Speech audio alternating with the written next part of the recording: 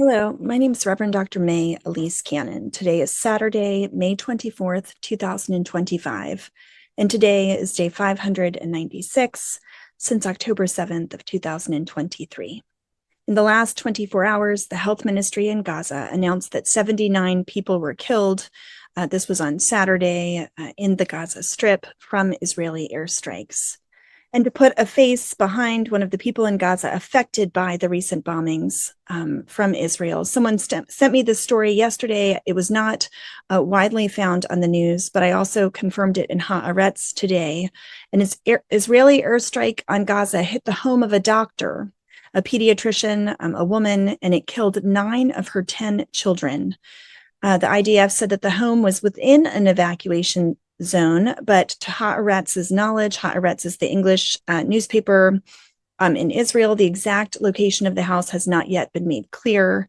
The doctor's name was Ala al-Najjar, a pediatrician at Al Tarir Clinic and Nasser Medical Complex in South Gaza. She was on duty when an airstrike hit her home and 9 of her 10 children were killed. This was just moments after her husband, who's also a doctor, Dr. Hamdi al-Najjar, returned home after having dropped his wife off at work. The Israeli missiles struck the house, and the victims were Yahya, Rakan, Raslan, Jabran, Eve, Ravan, Sedin, Lekman, and Sidra. 9 of 10 children. The only child that survived was named Adam. Her husband, Dr. Hamdi, is now also in intensive care from the airstrike. Dr. Ala is a mother, a doctor, and a grieving soul who was forced to identify the bodies of her own children in the very hospital where she's working. And this is the reality of life for medical staff in Gaza. Not only are they relentlessly targeted at their clinics, where hospitals and medical facilities are not safe, even though they should be according to international law, but then their families are wiped out by the occupation policies and the ongoing bombing by Israel. Words cannot capture the pain. Haaretz published the story and said that, reported on the incident, they said that the home was in Han Yunis in South Gaza and that the IDF was targeting suspects near its forces. An aircraft struck several suspects identified by IDF forces as operating in a building near troops in Han Yunis, a dangerous combat zone that had been evacuated of civilians in advance for their protection. The claim of harm to uninvolved individuals is being reviewed. That was the direct response of the Israeli Defense Forces. According to the report, the house is located outside of the boundaries of the latest evacuation order, but inside a previous order that happened on April 13th. Since evacuation orders do not expire, the Army viewed it technically as still within the evacuation zone, even though it was not included in the recent order.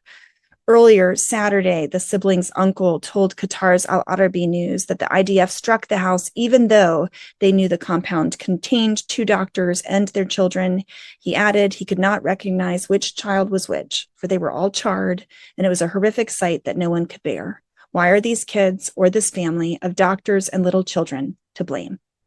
Earlier Saturday, the Israeli military said that their Air Force struck over 100 targets over the past day throughout the Gaza Strip, and they did not specify which objectives were hit. Meanwhile, in Israel, police were confiscating signs against protesting against ethnic cleansing in Gaza. This happened in North Israel during protests. And today in Israel, activists were holding photos of Palestinian children who've been killed during the Israeli military occupation in Gaza, calling for an end to the war. This was during a protest on Saturday in Tel Aviv in Israel. Protests were set to take place throughout the country today in Israel for the release of the remaining hostages in Gaza, also protests against the Netanyahu government, particularly as the war is approaching its 600th day. In terms of international responses, a Swiss-based NGO has asked authorities to investigate the activities of the Gaza Humanitarian Foundation. That's the new organization that was just created and backed by the US, which is planning to oversee a new model of aid distribution in the Palestinian enclave. The United Nations opposes that plan. And the Israeli use of human shields in Gaza was systematic. So say Israeli Defense Forces soldiers and former Palestinian detainees. In the United States, The Forward, a prominent Jewish news outlet in the United States, published a piece by Ahmad Fouad al-Khatib, Ahmad Fouad al-Khatib, a Palestinian American from Gaza. Al-Khatib has said that 30 of his relatives have been killed since October 7th, 2023. He is from Gaza. He left Gaza when he was 15 years old.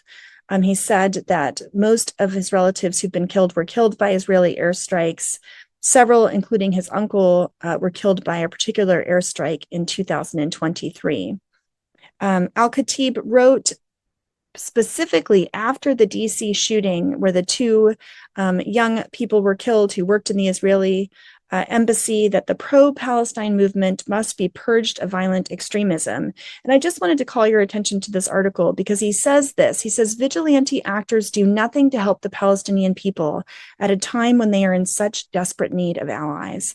I'm a Palestinian American who grew up in Gaza. I speak regularly on college campuses about Hamas and Gaza and the realities of life living under a terrorist regime and how pro-Palestine activism can better reflect Palestinian sentiments in the coastal enclave.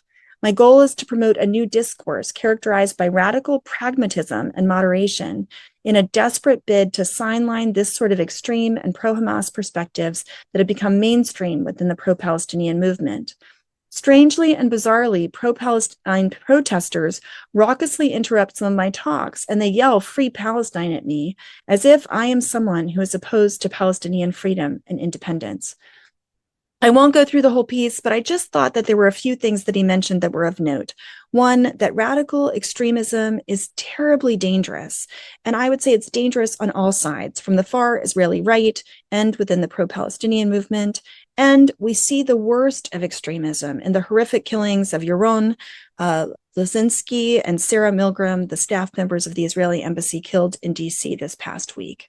While some might jump to conclusions about Sarah Milgram and Yaron Lozinski, you might ask, how could they work for such a horrific government, with Israel doing what it is doing currently in Gaza? And I just would call your attention that Sarah had worked for a year with Tech to Peace, a member of Alliance for Peace. Tech to Peace says they've been posting a lot about her and about her life, but they are a nonprofit that provides high-tech and entrepreneurial training alongside of conflict dialogue to Palestinians and Israelis, partnering with organizations like Google, Microsoft, and MIT to provide professional opportunities, while attempting to use conflict dialogue and team-building activities to create safe spaces for young people of all backgrounds and beliefs to be able to meet and express their beliefs and work with the other side. I know now is not the time for those types of programs, but I just want us to withhold judgment. We don't know Sarah Milgram or Yaron Lozinski. No matter what their position on politics, they did not deserve to be killed. Their death is a travesty. It has to be condemned, just as each of the 60,000 plus deaths in Gaza deserve to be condemned. We should speak out against violent extremism from whatever direction it comes. Violence begets violence, and it will not bring the ethnic cleansing and genocide of Palestinians to an end. In that spirit, I thought I would close with a prayer called the Litany of Lamentation, shared by Xavier University and written by Father James Martin. For those who are suffering, for those who are injured, for families that are separated. This is slightly edited, by the way. For those medical workers, for those who seek to comfort their families, for all who respond to the need for comfort and give aid, for all who provide support through their prayers, for those who are dying, for those who died while saving the lives of others, for those who've died from acts of violence or natural disasters, for those who've died in Gaza, for those who've died on October 7th.